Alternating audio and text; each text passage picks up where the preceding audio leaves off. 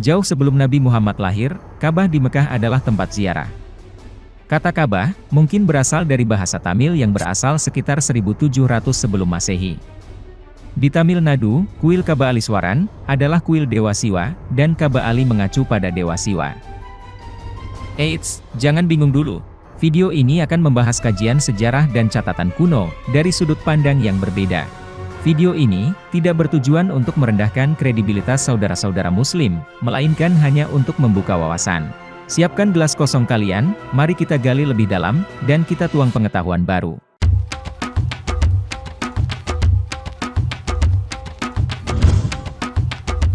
Bahasan ini akan kita mulai dari sebuah teks inskripsi Vikramaditya yang ditemukan dalam piring emas yang digantung di dalam kuil Ka'bah di Mekah. Dicatat pada halaman 315 dari buku yang berjudul Sayar Wel Okul atau Kata-kata Berkesan yang disimpan dalam perpustakaan Mahtab-e-Sultaniya di Istanbul, Turki. Sebagian manuskrip tersebut berbunyi sebagai berikut. Artinya, yang beruntung adalah mereka yang lahir dan hidup selama pemerintahan Raja Vikramaditya. Dia adalah seorang penguasa yang berbakti dan mulia, berbakti pada kesejahteraan rakyatnya. Tetapi pada saat itu, kami orang-orang Arab tidak peduli pada Tuhan, tersesat dalam kesenangan sensual. Komplotan dan penyiksaan merajalela. Kegelapan dan ketidaktahuan telah menyelimuti negara kami. Seperti anak domba yang berjuang untuk hidupnya, dalam cengkeraman serigala yang kejam. Kami orang Arab, terperangkap dalam ketidaktahuan. Seluruh negeri diselimuti kegelapan yang begitu kuat, seperti pada malam bulan baru. Tetapi fajar dan sinar matahari yang menyenangkan dari pendidikan saat ini adalah hasil dari kebaikan Raja Mulia Vikramaditya, yang pengawasan baiknya tidak melupakan kita, atau orang asing seperti kita. Dia menyebarkan agama sucinya di antara kita, dan mengirim para cendekiawan yang kecemerlangannya bersinar, seperti matahari dari negaranya ke negara kita. Para cendekiawan dan pembimbing ini, yang dengan kebajikannya, kita sekali lagi disadarkan akan kehadiran Tuhan, diperkenalkan pada keberadaan sucinya, dan ditempatkan di jalan kebenaran, telah datang ke negara kita untuk mengkhotbahkan agama mereka, dan memberikan pendidikan atas perintah Raja Vikramaditya. Transkrip ini seakan menjabarkan bahwa sesungguhnya agama Islam dan Hindu itu memiliki banyak histori atau sejarah yang hampir mirip. Yang paling menarik adalah koleksi antologi tersebut tersusun lebih awal dari 1742 Masehi, di bawah perintah Sultan Salim yang terbuat dari harir, yaitu semacam sutra yang dibuat untuk menulis. Setiap halaman memiliki pinggiran yang dihias dengan kertas emas. Antologi itu yang memberikan titik terang peradaban Arab.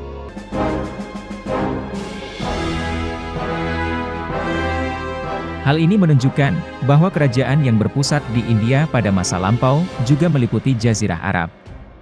Bahkan kalau kita kembali pada penjelasan kitab Weda, dalam hal ini Mahabharata, disebutkan bahwa Bharata Varsa atau kerajaan kekuasaan keluarga Bharata mencakup seluruh dunia. Ada yang mengatakan, bekas peninggalan peradaban bangsa Maya di Amerika, sangat sesuai dengan peradaban Weda. Hal ini ditunjukkan dengan kesesuaian sistem pemujaan, sistem astronomi, dan astrologi mereka yang ditulis pada tahun 300 sampai 200 sebelum Masehi. Sebuah laporan dari Rusia juga menyebutkan, di sana ditemukan sebuah arca yang berbentuk menyerupai babi yang mengangkat benda bulat di moncongnya. Hal ini sesuai dengan kisah Varaha Avatara yang berwujud babi besar, yang mengangkat bumi kembali ke posisi edarnya. Di Kuwait, juga ditemukan sisa-sisa arkeologi berupa pelat emas yang bergambarkan Ganesha, yang membuktikan bahwa peradaban Weda pernah ada di sana. Keberadaan Hindu di Eropa, juga diperlihatkan dengan dikenalnya lambang Hindu, swastika. Hal ini juga dibenarkan oleh seorang arkeologi Jerman Heinrich Schliemann. Mungkin, hal inilah yang juga mempengaruhi Hitler dalam menyalahgunakan lambang swastika sebagai lambang Nazi, di samping penyalahartian kata Aryan dalam literatur Weda, yang dilakukan oleh Max Muller. Kembali ke masalah peninggalan Hindu di Timur Tengah. Antologi yang disebutkan tadi, dibagi dalam 3 bagian. Bagian pertama mengandung biografi, dan komposisi puisi-puisi penyair-penyair Arab pra-Islam. Bagian kedua terdiri dari kesaksian, dan sajak-sajak penyair dari periode yang dimulai tidak lama setelah zaman Nabi Muhammad, sampai akhir dinasti Bani Umayyah. Bagian ketiga adalah tentang penyair-penyair sampai zaman Khalifah Harun ar-Rasyid. Abu Amir As-Samai, penyair Arab yang merupakan penyair utama Kesultanan Harun ar-Rasyid, menyusun dan mengedit antologi tersebut. Edisi modern pertama Sayar Well Okul, terbit di Berlin tahun 1864. Edisi berikutnya diterbitkan di Beirut tahun 1932. Koleksi ini dianggap sebagai antologi paling penting dan berotoritas dalam sajak-sajak Arab purbakala. Koleksi ini menunjukkan adat, tata tertib, dan hiburan Arabia di zaman purbakala. Buku ini juga mengandung penjabaran deskriptif tentang kuil purbakala Mekah, dan bazar tahunan yang dikenal sebagai Okaj, di sekitar kuil Ka'bah di Mekah.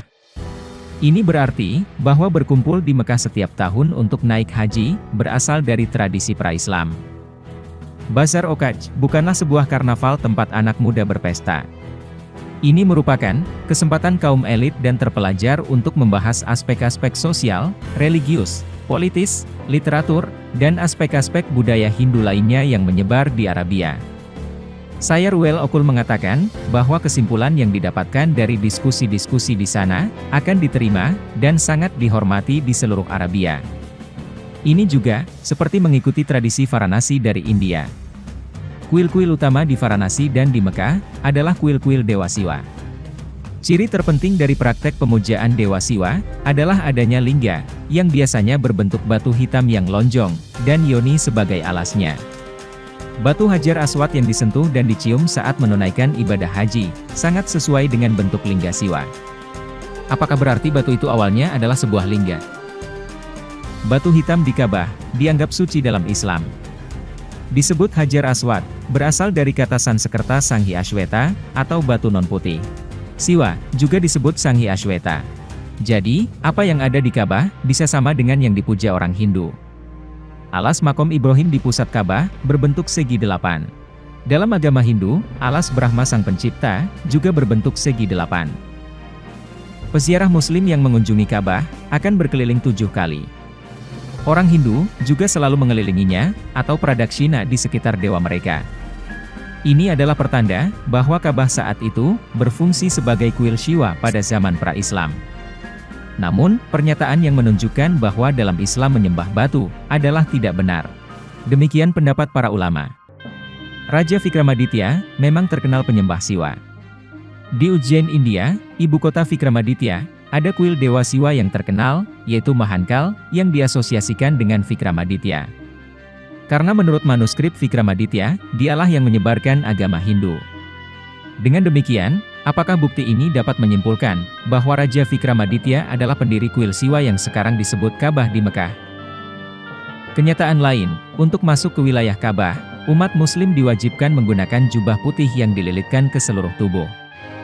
Mereka juga diwajibkan mencukur rambut dan janggut, serta dalam keadaan bersih. Jika kita bandingkan dengan tradisi Hindu dalam memasuki tempat suci, kenapa hal ini sangat mirip? Bahkan pakaiannya juga mirip dengan pakaian Brahmin. Coba perhatikan gambar ini, lambang Hindu, Om, dan angka 786-nya Arab, semua Quran Arab dicetak dengan angka-angka misterius 786. Tidak ada pakar Muslim yang tahu mengapa angka 786 dianggap sebagai angka-angka suci. Namun angka misterius ini tidak lain dari huruf suci Weda, Om.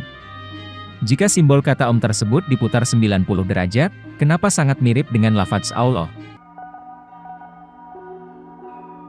Menurut sejumlah ensiklopedia, memang ada ukiran-ukiran tulisan di dalam dinding Ka'bah. Menurut pengakuan beberapa orang, ada tulisan dalam huruf Sanskerta, dan bahkan ada stanza-stanza dari Bhagavad Gita. Hubungan antara zaman awal Islam dengan Hindu India, juga diperkuat oleh sebuah riwayat, bahwa suku Jat dari India, sudah berada di Arab jauh sebelum zamannya Nabi Muhammad lahir.